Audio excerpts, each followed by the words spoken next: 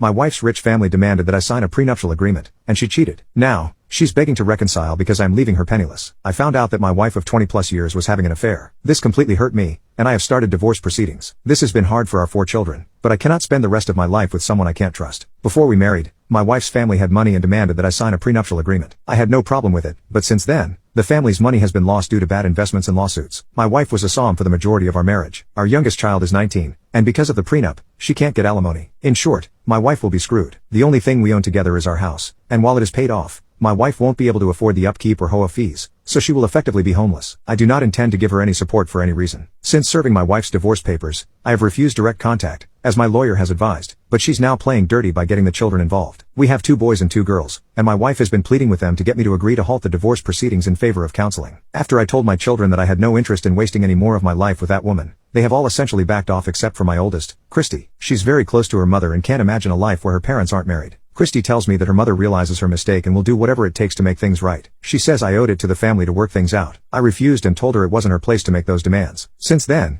the only time Christy talks to me is when she's sobbing and asking me not to destroy the family. I understand that this is hard for her and offered to pay for therapy so she can cope, but she said there wouldn't be anything to cope with if I weren't trying to divorce her mother. Since Christy is being too emotional to act within reason and refuse therapy, I have resolved to limit contact until after the divorce. However, my other children say Christy's behavior is worsening. Update: I have a scheduled sit-down with her to explain that what goes on between her mother and me is not her fault and that I can't ever go back to a woman who deceived me in such a big way. I told her that I try to be as forgiving and empathetic as possible but will never tolerate people who lie with malicious and selfish intent and try to cut them out of my personal life as much as possible. I was very calm when I said this and tried to be as loving as possible to my child, but it didn't work. Christy ended up breaking down and again tried to get me to convince me not to divorce her mother and just forgive her. I refused and, in the end, went NC with Christy for a little bit. I only spoke to her again 2 days before my other daughter's, Jane, birthday through a text asking her not to bring up the divorce since this was going to be the first time my wife and I would be in each other's presence since I filed. I sent the same text to her mother and didn't hear anything from either of them. Things were a little tense and awkward on Jane's birthday, but I thought it was going well, until my wife decided to be passive-aggressive and spoke about how good it is to have a family together during important events. Everyone saw through her crap,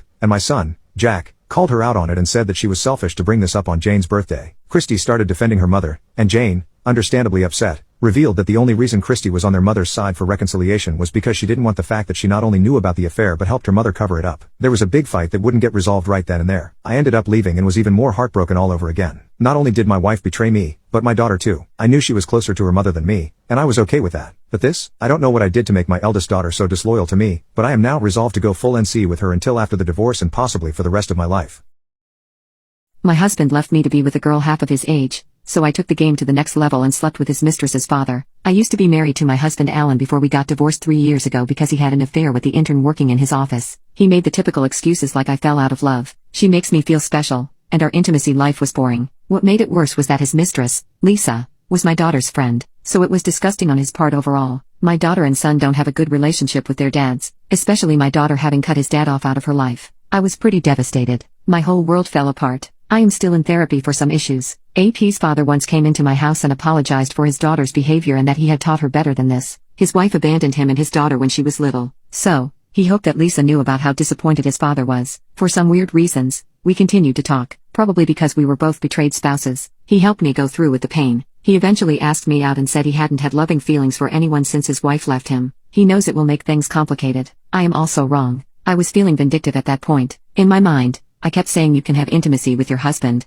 I can have intimacy with your dad. I know it is silly and childish, but after we started dating, things have been great. He is a great partner and a lover. I do like Ezra. We have had multiple conversations about this. I had my doubts about it but so far no red flag. Ezra has expressed that he wants to tell his daughter about this. I am not sure what to expect. How can I tell her that I am sleeping with her dad? My daughter knows and thinks this is hilarious. Also, I am only continuing this relationship because I know Lisa will get bored of my husband one day. Update: yesterday, Lisa came for lunch at Ezra's house. It was a surprise. I was there. When she saw me she asked what am I doing here. Ezra told her that he had been dating me for a couple of months, and this is what he wanted to tell her next week. He didn't know it would be too fast. Lisa was not happy. She kept saying she didn't approve of it. It was so weird. How could he do this to her? There was screaming from her part and told me to get out. Ezra wanted to calm her down, but nothing worked. I wanted to tell her to sit down and talk, but she was about to grab me. Before that, Ezra stopped her. He also yelled at her that she dared to tell him who he should date when she shamelessly dated a married man, and that too someone who is her friend's father.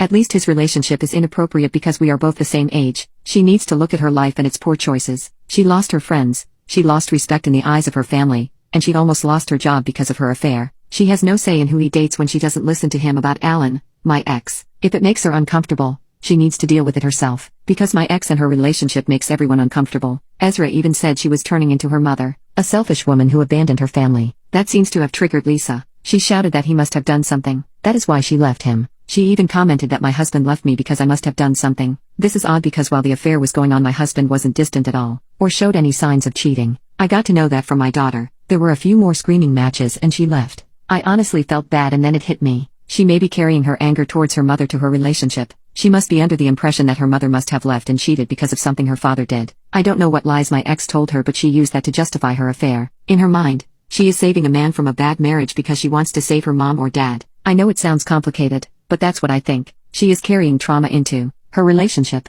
That very night, I sat down with Ezra and told him we needed to take a break from our relationship. He said he didn't want to talk to her anymore. I tried to explain things to him. Her daughter dating my husband has made things complicated enough, and me dating him would make this thing even more twisted. And moreover, the issue seems to be bigger than us. His daughter needs him. She never had that stable home and guidance. She is confused right now. She needs her dad now more than ever. He needs to focus on his relationship with his daughter first. It took a while, but he agreed to at least try it. And yeah, I did get a colorful message from my ex after his Lisa left. He said it was inappropriate and poop. I pointed out his hypocrisy that he didn't think it was inappropriate to F his daughter's friend or asked for my permission. Why does he think he has a say in my relationship? Update. Things are normal now. Ezra and I are back to normal. It has been 2 weeks since. I don't know in detail what happened, but I am just sharing what Ezra shared. He and his daughter had talks and fights about this whole situation. His daughter's defense is that I am a selfish woman. My ex was unhappy in his marriage. I am only dating her dad to get revenge on her. Ezra retaliated and asked if she had any proof of me mistreating my ex-husband besides his words. How does she know he is not lying to get into her pants? How does she know if he was the one who mistreated me in our marriage? She made a lot of assumptions about me without even knowing me. She doesn't understand the lies and manipulation he told her just to get her. That a man telling you he will leave his family of 30 years for you is not something to be proud of. If a man can betray his family so easily for a younger woman, he can betray anyone,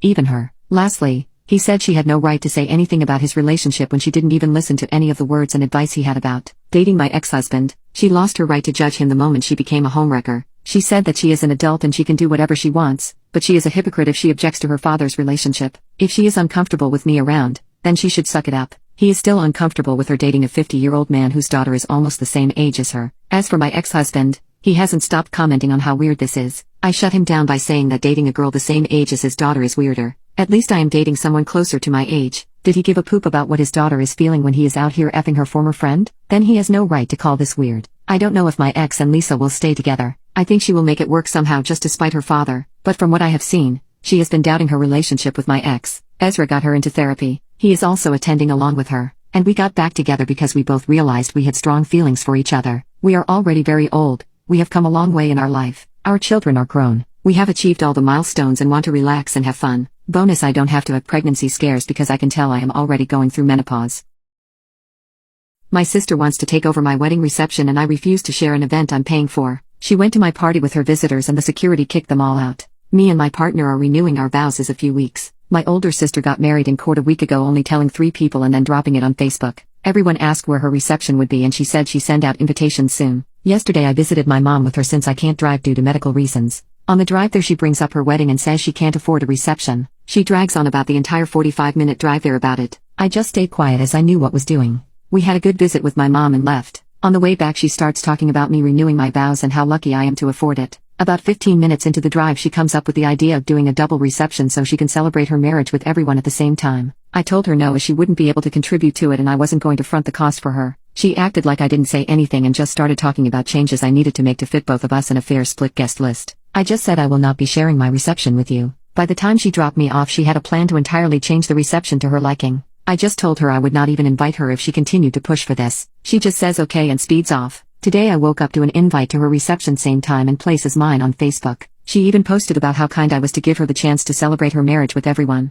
I replied to the post saying that I never agreed to that and she wouldn't even be allowed there anymore. Some people are now calling me off for not just sharing the reception hall. It's a split between my family on whether I'm an awe or if my sister is overstepping. Update. The security stopped my sister, without her husband, and other uninvited guests from getting an ID. I asked my party to stay back a minute as I didn't want to overwhelm the security. Granted, to say it turned into a bit of entertainment. She had a couple of $100 dresses and was trying to overwhelm the security with just the amount of people. The guard had quite a voice and yelled loudly that anyone here for Dig's sister reception was in the wrong place and would not be allowed in unless they were on the guest list. A large group of her party just walked away. My big sister started demanding to speak to the manager and how dare he scare people off. The manager shows up alongside more security. My sister puts on her best crying act ever, but the manager just says she and her guest have 5 minutes to leave the property or the police will be involved. She storms off, screaming about how it was unfair and how much money she wasted on a dress for that night. The rest of the night was uneventful and was chill. The staff and security got a very good tip and any leftover alcohol or food they wanted. I hope that was the end of that, but this morning I got a money request for $400 from my sister saying if I don't pay she will sue me. I have a lawyer,